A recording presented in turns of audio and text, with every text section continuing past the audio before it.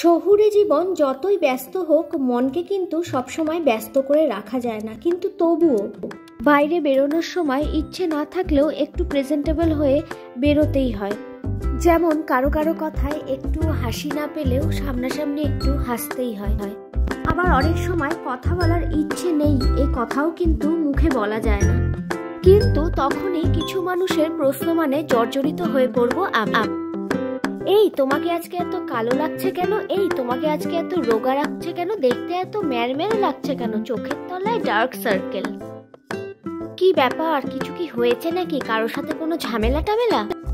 কোনো ঝামেলা না হলেও এই সমস্ত লোকের কথাই তখন বড় ঝামেলা হয়ে বসে। আর তাই কারো কথায় পাত্তা না দিয়ে নিজের মতো থাকাটাকেই এখন আমি খুশির চাবিকাঠি হিসেবে বেছে নিয়েছি। খুশি থাকার অন্য উপায় আপাতত আর কোনো মাথায় আসলো না।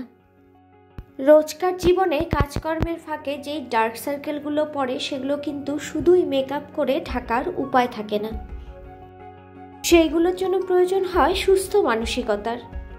আমাদের সবাইকে নিজের সমস্যার সমাধান যখন নিজেকেই করতে হয়, তাই অন্যদের কথার জালে ফেসে আর লাভ নেই। সব মানুষেরই একটি পছন্দ অপছন্দের ব্যাপার থাকে, একটি নিজস্বতা থাকে। সিম্পল লুক ক্রিয়েট করাটাই আমার স্টাইল স্টেটমেন্ট, আর তাতে আমার চোখের নিচের ডার্ক সার্কেলেও আমার কোনো সমস্যা নেই। কথা বলতে বলতে বলাই হয়নি কোথাও যাচ্ছি।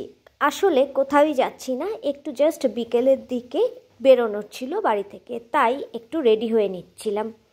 আমি তো সিম্পল লুকে একদম রেডি, জাস্ট একটা টিপ পরা বাকি ছিল। আমার মনে হয় আজকের কথাগুলোর সাথে অনেকেই রিলেট করতে পারবে। এই ব্যস্ত জীবনে সুস্থ থাকাই হলো খুশির চাবিকাঠি। সবাই খুব ভালো থেকো, সুস্থ থেকো। ভিডিওটা ভালো লাগলে চ্যানেলটাকে লাইক, শেয়ার ও সাবস্ক্রাইব করো। টাটা।